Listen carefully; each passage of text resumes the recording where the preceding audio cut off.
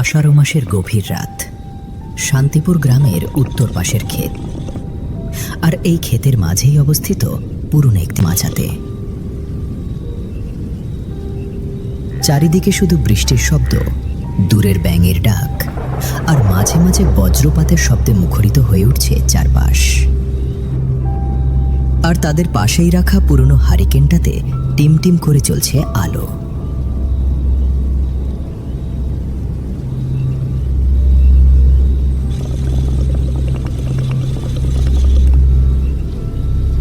ধুর, এই বৃষ্টি যেন থামার কোনো নামই নেই। এত বৃষ্টি আর ভালো লাগতেছে না। বৃষ্টিতে আবার খারাপ কি দেখলে গো কুদ্দুস ভাই? বৃষ্টি তো ধানের জন্য ভালো। সব বৃষ্টি কি আর একরকম হয় রে?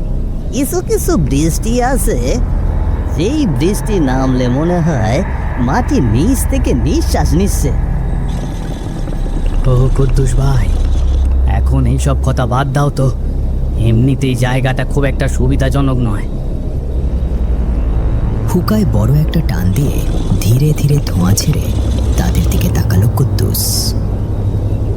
তোরা খেয়াল করেছিস এই জলার পানি কখনো পুরোপুরি শুকোয় না? ওইটা তো স্বাভাবিক বিষয় কুদ্দুস ভাই। জলার পানি কি করে শুকাবে বলো? চারপাশের সকলের ক্ষেতের পানি এই এই জলাতে এসেই তো পড়ে।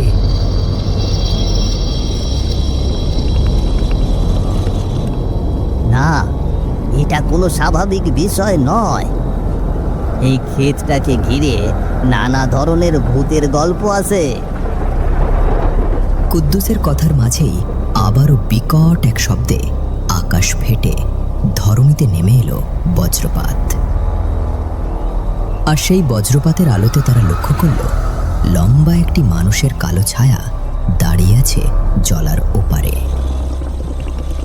ও কুদ্দুস ভাই, ও ওই দেখো, জলার ওপারে কে যেন দাঁড়িয়ে আছে।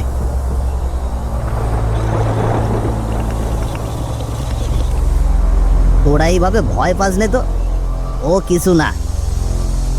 এমন কত ঘটনা আছে। আমার চিন্তা অন্য কিছু হচ্ছে, এই ধানগুলো নিয়ে। বৃষ্টির কারণে ধানগুলো বুঝি আজ আর কাটা হবে না। এই বৃষ্টি যে কখন থামবে কে জানে। কুদ্দুস ভাই, বৃষ্টি যেহেতু থামছেই না, সেই সুযোগে তুমি আমাদের একটি ভূতের গল্প শোনাও দেখি, যা তোমার নিজের সাথে ঘটেছে।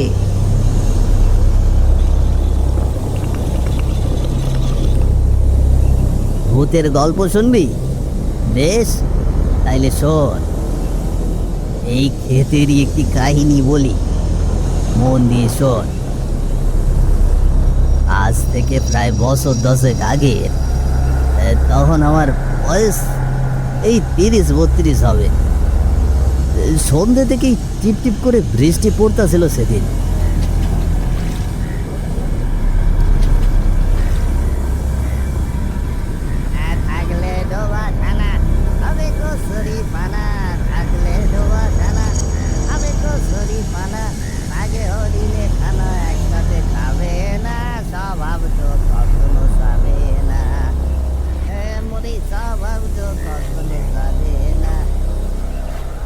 কুদ্দুসের ভাঙা গলার গান, আর অন্যদিকে নিস্তব্ধ পরিবেশে ঝিঁঝি পোকার আর ব্যাঙের ডাক।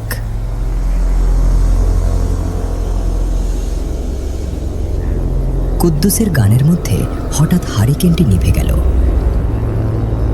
এই হ্যারিকেনটার আবার কি হলো?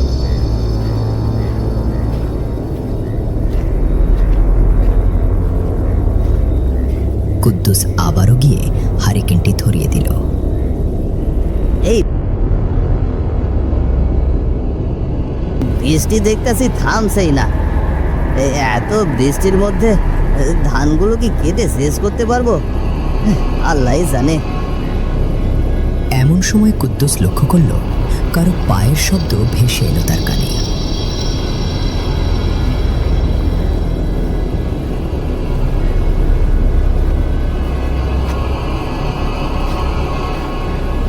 কুদ্দুস ভাই, কুদ্দুস ভাই, এই বৃষ্টির মধ্যে তুমি এখনো ধান কাটতেছো? কুদ্দুস ঘাটটি ঘুরোতেই দেখতে পেল পাশের গ্রামের পরাণ টুকটুক করে এগিয়ে আসছে তার দিকে। আরে পরাণ, তুই এখানে? তোর ধান কাটা কি শেষ নাকি? পরাণ একটু হেসে বলল, একটু আগেই শেষ করলাম, তাই ভাবলাম তুমি যখন একলা আছো, তোমার এই যে একটু সঙ্গ দিই। তা এসে ভালোই করেছিস রে পরাণ। একা একা আমারও খুব একটা ভালো লাগতেছিল না।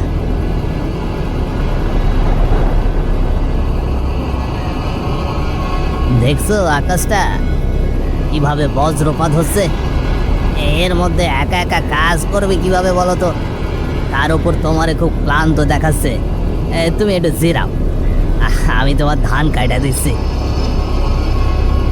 আরে না না, তুই এতক্ষণ নিজের কাজ করলি, এখন আবার আমার কাজ করবি কেন? তাতে সমস্যা কি? ভাই ভাইয়ের কাজ করবে না, এ কাজটা করবে শুনি। তুমি যাও, ওই দিকটায় গিয়ে তুমি বসো, যাও।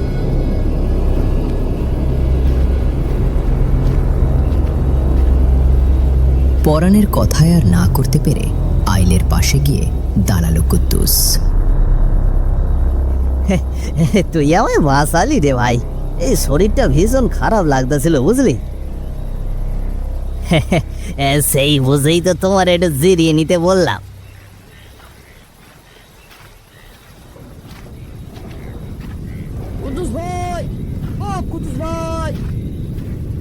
আরে জয়নাল, কি হয়েছে?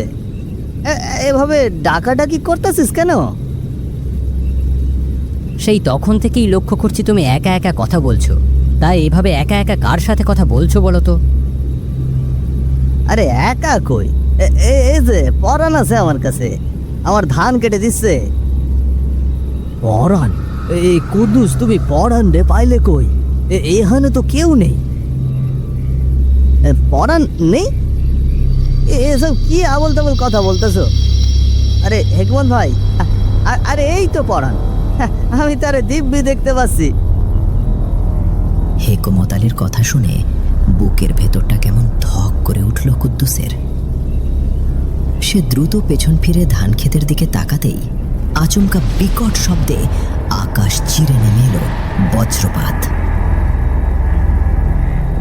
আর সেই বজ্রপাতের এক ঝলক আলোতেই কুদ্দুস দেখতে পেল ক্ষেতের ভেতরে ভয়ঙ্কর চেহারায় দাঁড়িয়ে আছে পরাণ। কুদ্দুস ভাই, ওদেরকে এখান থেকে চলে যেতে বলো। কি হলো? শিগগির ওদেরকে এখান থেকে চলে যেতে বলো বলছি। পরাণকে দেখে প্রথমে কুদ্দুস ভেবেছিল হয়তো কোনো ভুল দেখছে সে, কিন্তু পরক্ষণেই সে লক্ষ্য করল পরাণের সেই ভয়ঙ্কর চেহারা। এই রূপ দেখে আতঙ্কিত হয়ে পড়ল কুদ্দুস। পরাণ, তুই এমন হয়ে গেলি কেন? কি হয়েছে তোর? কুদ্দুস ভাই, ওদেরকে এখান থেকে এই মুহূর্তে চলে যেতে বলো বলছি, নইলে কিন্তু তোমাদের সকলকে ঘর মোটকে দেব। আল্লাহ, জয়নাল, পালা পালা এখান থেকে। এই বলেই আর এক মুহূর্ত সেখানে দাঁড়িয়ে না থেকে দৌড়াতে শুরু করলো কুদ্দুস। কুদ্দুসকে এভাবে দৌড়াতে দেখে ক্ষেতের দিকে তাকাতেই বুকের ভেতরটা ধড়াস করে উঠল জয়নাল, সেলিম ও হেকমত আলীর। রে, তোরাও যাবি এখান থেকে, নাকি তোদেরও ঘর মোটকে দেব? আল্লাহ, ওটা কি দেখলাম?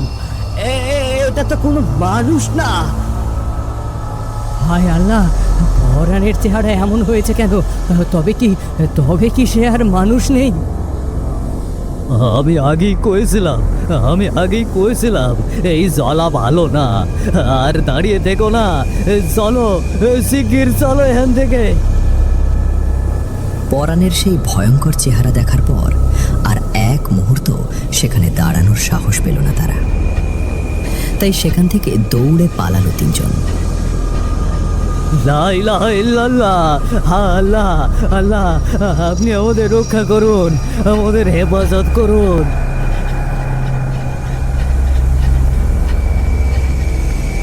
ঝড় বৃষ্টির মধ্যেই প্রাণপণে দৌড়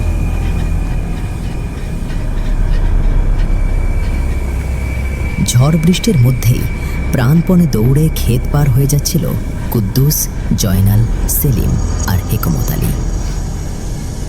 চারপাশে তখন শুধু ঝোড়ো বাতাসের হু হু শব্দ আর আকাশ কাঁপিয়ে বজ্রপাতের গর্জন।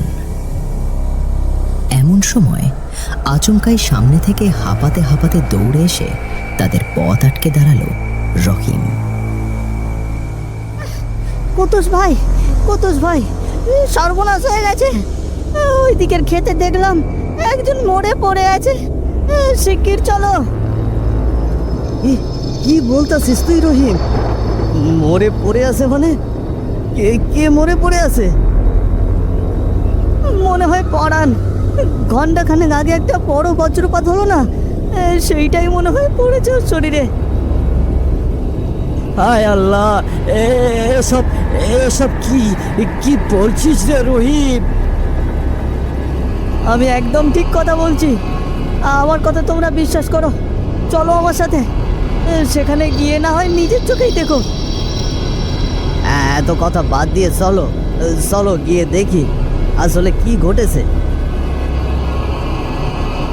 এরপর বুকের ভেতর আতঙ্ক নিয়ে আবারও সেই ধান ক্ষেতের দিকে এগিয়ে গেল তারা। হে আল্লাহ, এ যে সত্যি পরাণের লাশ। তাইলে ওই বজ্রপাতে মৃত্যুর পরে তার আত্মা এসেছিল কুদ্দুসের কাছে। এই আত্মার তো সহজে মুক্তি মিলবে না, এই জলাটাও অভিশপ্ত হয়ে গেল।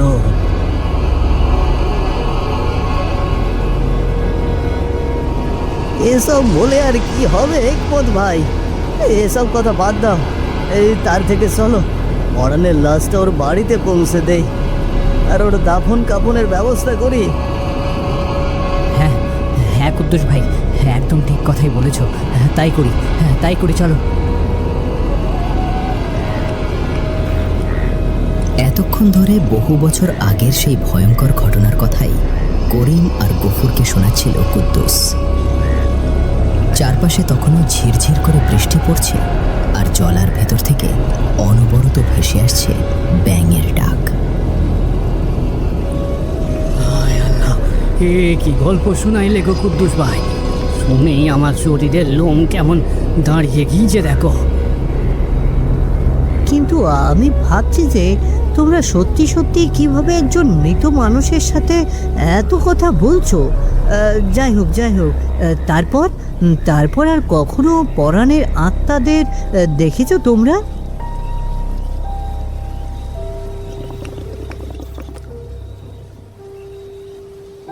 না রে, দেখার অনেক চেষ্টাই করেছি, কিন্তু আগের মতো আর দেখতে পাই না। তবে জানিস তো, কিছু কিছু জিনিস আছে যেগুলো চাইলেও এড়ানো যায় না, বিশেষ করে এই জলার ব্যাপারটা। যাই হোক, তোমার গল্পটা শুনে গায়ে কাঁটা দিলেও কিন্তু এই অবসর সময়টা বেশ ভালোই কাটলো। তুই কি বলিস রে করিম? সে কথাটা তুই একদমই মন্দ বলিসনি। এদিকে রাতও অনেকটা হয়েছে। তা কুদ্দুস ভাই, বৃষ্টি তো কমে এসেছে, বাড়ি যাবে না?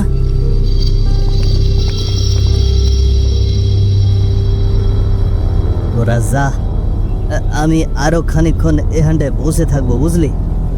আজ মনটা ভীষণ আনসান করছে। ঠিক আছে, তুমি তাহলে বসো, আমরা এখন আসছি, কেমন? চল রে করিম, চল। করিম আর গফুর মাচা থেকে নেমে ধীরে ধীরে কাদা মারিয়ে গ্রামের রাস্তার দিকে হাঁটতে শুরু করলো। আর কুদ্দুস একা বসে রইল সেই পুরনো মাচাটার উপর।